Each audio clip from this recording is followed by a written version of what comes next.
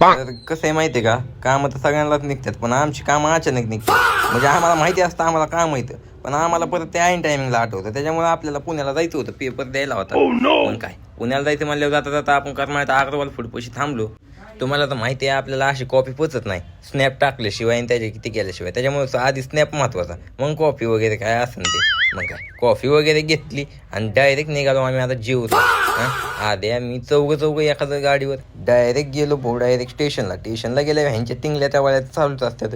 मग काय आद्यानं सायला गेली तिकीट काढायला, तोपर्यंत म्हणलं भाऊ आपण तिकडे जरा पलीकडे फिरून बघू कसं आहे स्टेशन, नाही का. ह्यांना खटापट्या करायची सवयच, त्याच्यामुळे ह्यांनी आता ब्रिज बनवलाय पलीकडे जायला. पण काही गरज आहे का, मधून पटरीवरून चढत चालल्यात पलीकडे. मग काय मी पण गेलो ह्यांच्या महागण, काय करू, पर्याय नाही हो. परत इथं स्टेशनला येऊन बसलो तर रेल्वे पण काही येत नव्हती.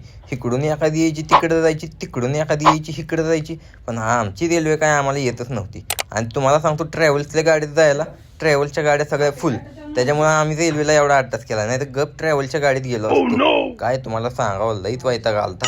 मग काय फायनली वेट केल्यानंतर रेल्वे आली आणि डायरेक्ट रेल्वेत बसला साहिल भैया म्हणजे तुम्हाला सांगतो इतका प्रोफेशनल माणूस पण आज गरीब होऊन आलता. डायरेक्ट गरीब होऊन म्हणजे. थोड्या वेळानंतर आम्ही पोचलो मेन पुणे स्टेशनला. पोचल्या साहिल्याने स्नॅप टाकायला चालू केलं. स्नॅप शिवाय जमत नाही हो आम्हाला, कसं सांगू तुम्हाला. साहिल्याला मोबाईल दुकान दिसलं म्हणजे त्याला लगेच लेन्स टाकायची कुठं काय, पण लेन्सच भेटले नाही त्याच्यामुळे वापस आला गपचूप. काय सांगावं तुम्हाला. स्टेशनवर एका जागेवर थांबल्या बोर व्हायला लागलं. म्हणलं चल जरा फिरूनच येऊ. फिरून म्हणजे ह्याला वाटायचं हे म्हणजे आता काय नवीनच आलाय पुण्यात, तसा महिन्याला येतोय पण नवीन असल्यानेच दाखवतोय मला. साहिल्याला म्हणलं चला आता तुझे दोस्त कुठे येतोय का नाही. मग काय त्यांनी डिवाइडवर थांबू फोन लावले त्याला.